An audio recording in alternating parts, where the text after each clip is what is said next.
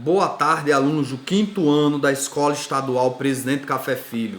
Aqui quem fala é o professor Emerson. A nossa aula de hoje é de Geografia e nós vamos discutir sobre desigualdades sociais. O nosso país ele é um país muito grande. Naturalmente, vai existir uma certa desigualdade entre uma região e outra. Mas o interessante é observar se essa é uma desigualdade que gera um conflito social pela questão da distribuição de renda ou se é uma desigualdade em relação a aspectos culturais, a aspectos regionais. No segundo caso, essa diferença, essa diversidade cultural é algo bacana porque enriquece o país. No primeiro caso, a desigualdade social, em virtude da distribuição de renda desigual, é algo que traz aspectos negativos para o nosso país. Nós vamos observar 3 blocos de imagens para que vocês compreendam o que eu estou querendo dizer. Elas estão lá na página 86 do livro de Geografia.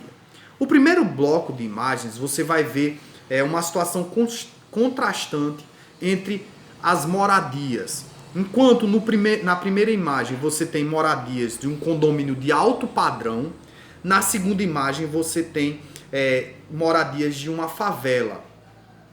No segundo grupo, você vai ter alunos em uma escola também de alto padrão. Em contrapartida, você vai ter uma criança trabalhando em um semáforo, fazendo malabares. No terceiro bloco, aí na página 87, você vai ter um hospital de alto padrão, né, fazendo cirurgia aí, um hospital privado. Enquanto na outra imagem, a imagem número 1, você vai ter pacientes aguardando nos corredores para serem atendidos. Como eu disse anteriormente, o que provoca isso? Se não a má distribuição de renda. A questão da distribuição de renda no Brasil é algo preocupante. Vamos observar aí na página 88. Nós temos uma ilustraçãozinha onde nós temos várias pessoas do lado direito, com as mãos vazias ou com uma moedinha, enquanto no outro lado nós temos apenas 3 pessoas com os sacos de dinheiro. Isso mostra que a nossa distribuição de renda é muito desigual. Enquanto a maior parte da renda fica na mão de poucos, a menor parte fica na mão de muitos. É como se você pegasse um bolo e dividisse uma fatia e desse para muitas pessoas e o restante do bolo desse para poucas pessoas. É claro que o restante do bolo para poucas pessoas ia provocar fartura nas mãos dessas poucas pessoas, enquanto a pequena fatia na mão de muitos ia ser escasso, não ia arcar com toda a necessidade da população. E isso é o que acontece no nosso país. Nesse caso, nós precisamos de medidas públicas efetivas para que essa desigualdade social ela diminua. É importante ressaltar que não é demérito você ter riquezas. Pelo contrário, você trabalhou, você conquistou, é um merecimento. Então a gente tem que começar a refletir desse ponto de vista. Não é porque alguém tem muito e outro tem pouco, que esse que tem muito, ele não seja digno. Se ele conquistou de forma lícita, dentro da lei, ele é digno. E esse que conquistou pouco, tem que se avaliar o porquê que ele não conquistou muito. Ele não conquistou muito porque ele foi negligente e não buscou crescer, ou porque o nosso Estado, que tem que proporcionar a ele as ferramentas para que ele cresça, não lhe permitiu. Então, o Estado ele tem que possibilitar isso através de uma série de questões que nós vamos discutir agora. Aí no parágrafo 2 da página 88, fala sobre as garantias mínimas, né, para viver em dignidade. Quais são essas garantias? A questão da alimentação, da moradia, da saúde, da educação e do lazer.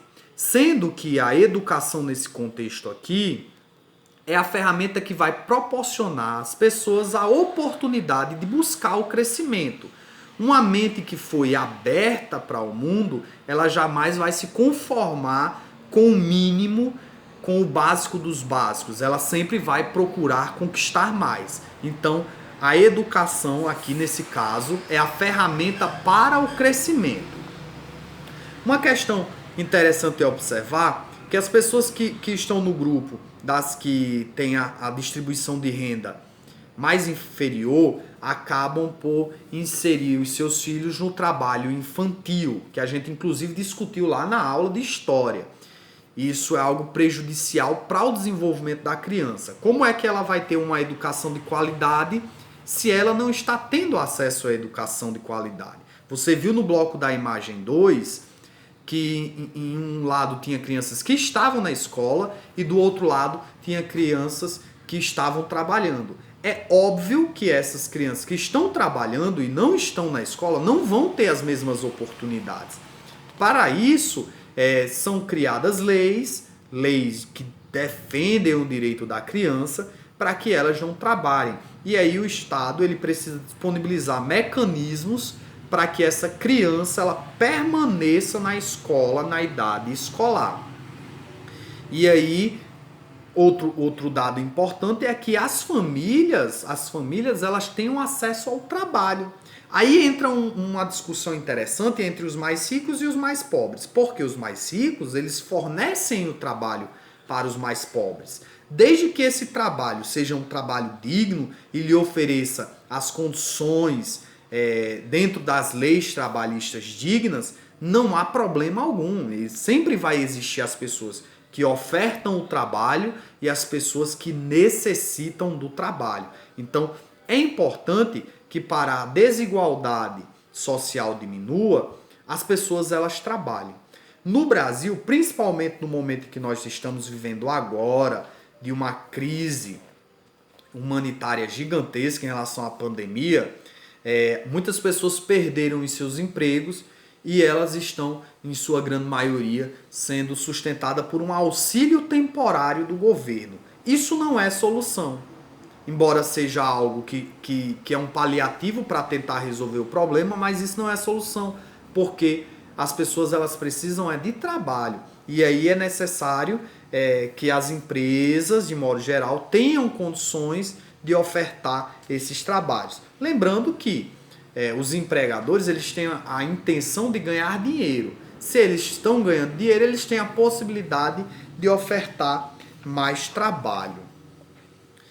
A questão do acesso à educação, que aí vai ser discutido na página 90, é um outro ponto importante para nós refletirmos.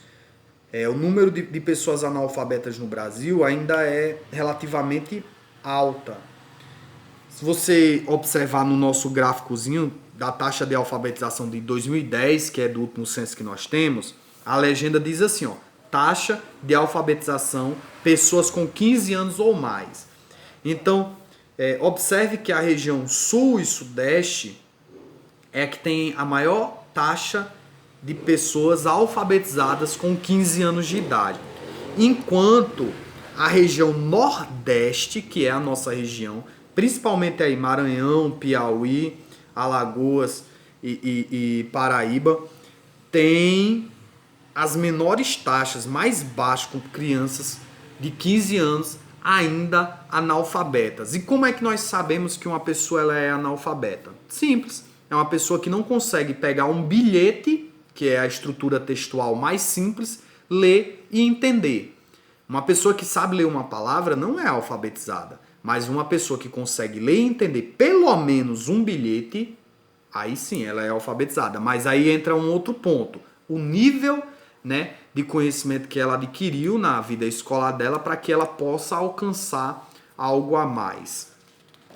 Outro dado importante para entrar na nossa discussão é a esperança de vida ou de sobrevida da população brasileira, que mostra que a nossa distribuição de renda não está tão bacana, porque o Brasil tem uma expectativa de vida de apenas 75 anos de idade.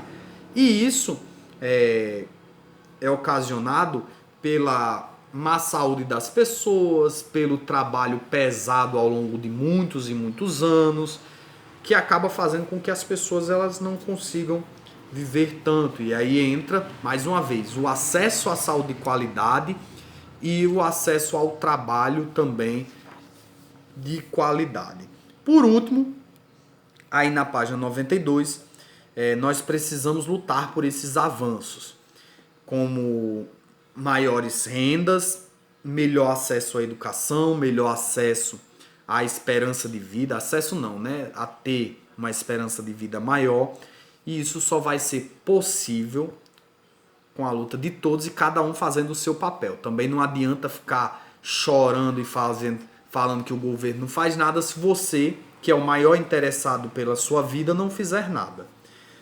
Por último, nós temos um índice aí, que é o Índice de Desenvolvimento Humano, o IDH, que vai mostrar que o índice em maior proporção no país, mais uma vez, se restringe à região sudeste e sul, e dessa vez aí pega um pouco da região centro-oeste, enquanto na região norte e nordeste o índice nosso de desenvolvimento humano ainda é baixo, o que nos preocupa, haja vista que nós vivemos na região nordeste. Para a atividade de hoje, eu quero que vocês façam as perguntas que vão da página 87 até a página 92, tá certo? Então fiquem com Deus e até a próxima aula.